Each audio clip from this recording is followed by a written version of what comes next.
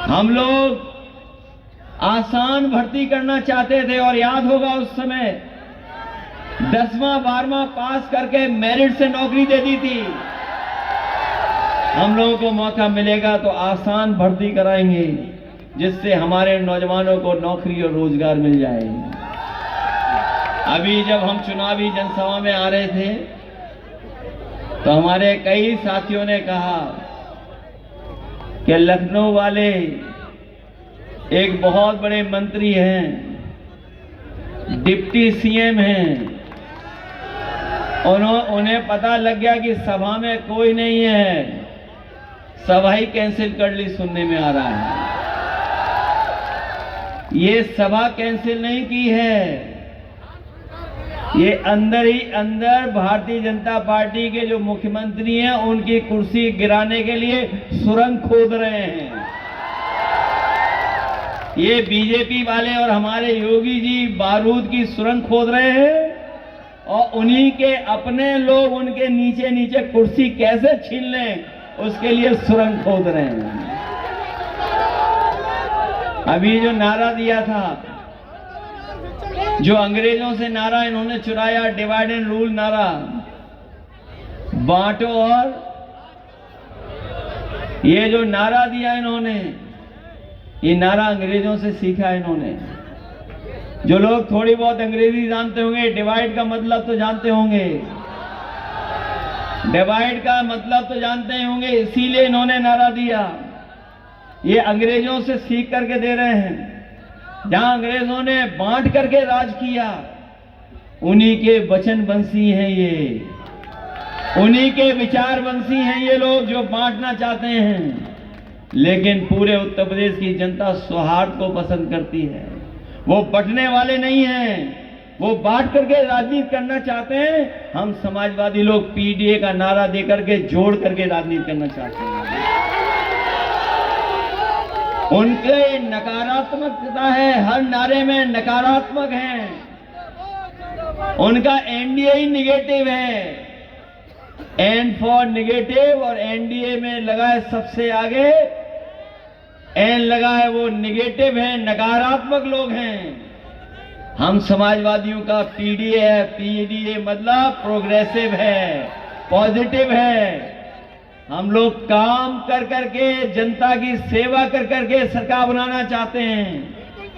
ये जनता को धोखा दे करके सरकार में बैठे रहना चाहते हैं।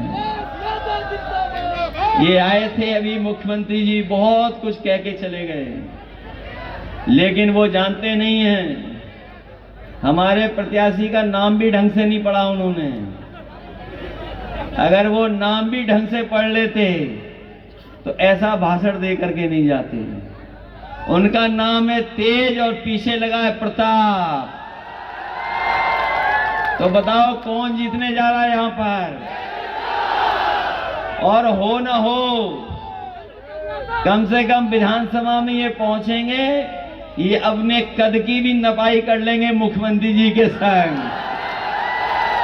और हम तो विधानसभा में रहे हैं, मुख्यमंत्री से 1 इंच बड़े हैं ये। लेकिन जब ये सभा देखी होगी उन्होंने, हालांकि वो वस्त्रों से योगी हैं, विचारों से योगी नहीं हैं। वो केवल वस्त्रों से योगी हैं, विचारों से योगी नहीं हैं। और ये जो जनता देख ली होगी, अब इसके बाद योगी करेंगे, इसके अलावा दूसरा कोई काम नहीं करेंगे। ये जो जन समर्थन दिखाई दे रहा है, और करहेल की जनता जो हमेशा समर्थन दी है, ये ऐतिहासिक परिणाम देने जा रही है जनता।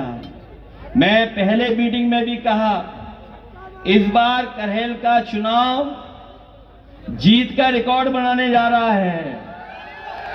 ऐसा कोई वर्ग नहीं है, ऐसा कोई समाज के लोग नहीं बचे जो आज समर्थन न दे रहे हों। हर वर्ग के लोग समर्थन दे रहे हैं, और पहले भी बहुत अच्छे वोटों से जिताया था। इस बार हमें पूरा भरोसा है, सबसे अच्छे वोटों से तेज प्रताप यादव को जिता करके भेजेंगे।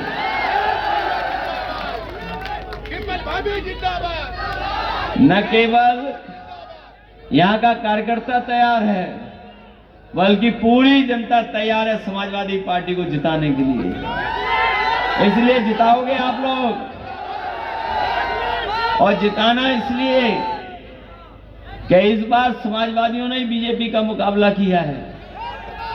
ये जो आज बहुमत की सरकार दिल्ली में नहीं है, ये समाजवादियों की देन है।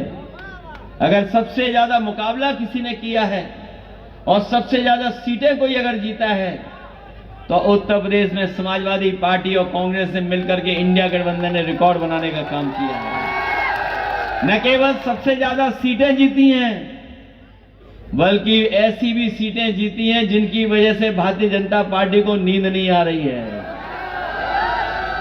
ये चुनाव टालने वाले लोग हैं। ये चुनाव पहले 13 तारीख को हो रहा था और अब चुनाव 20 तारीख को हो रहा है। ये जानते थे कि 13 तारीख को अगर चुनाव हो गया तो जो लोग दूर दूर से छुट्टी लेकर के आए हैं, त्योहार के समय पर जो दूर काम कर रहे थे, जिन्हें उत्तर प्रदेश में रोजगार नहीं मिला, नौकरी के लिए चले गए थे, किसी काम के लिए चले गए थे, वो त्योहार में सब लौट आए थे और उन्होंने अपनी छुट्टी बढ़ा ली थी। उन्होंने मन बना लिया था कि बीजेपी को हरा देंगे और ये भनक बीजेपी को पड़ गई, इसीलिए उन्होंने चुनाव टाल दिया। ये टालने वाले इस बार हारने जा रहे हैं। टालेंगे तो हारेंगे भी चुनाव। इसलिए इस चुनाव में मदद करना आप लोग। जहां 9 चुनाव हो रहे हैं, सबसे महत्वपूर्ण चुनाव करहेल का हो रहा है।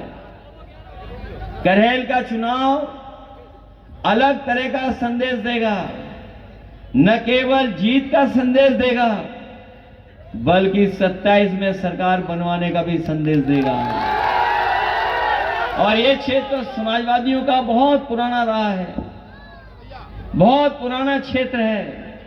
यहां जितने लोग बैठे हैं, चाहे हमारे मंच में बैठे हों, चाहे हमारे पंडाल में, चाहे आगे पीछे खड़े हुए लोग हैं, ये सब बहुत पुराने समाजवादी लोग हैं, अपने लोग हैं, परिवार के लोग हैं। ये कोई पीछे हटने वाला नहीं है। अब तो प्रशासन भी जान गया है कि यहां तो समाजवादी जीत रहे हैं। ये बदलाव दिखाई दे रहा है कि नहीं दिखाई दे रहा है?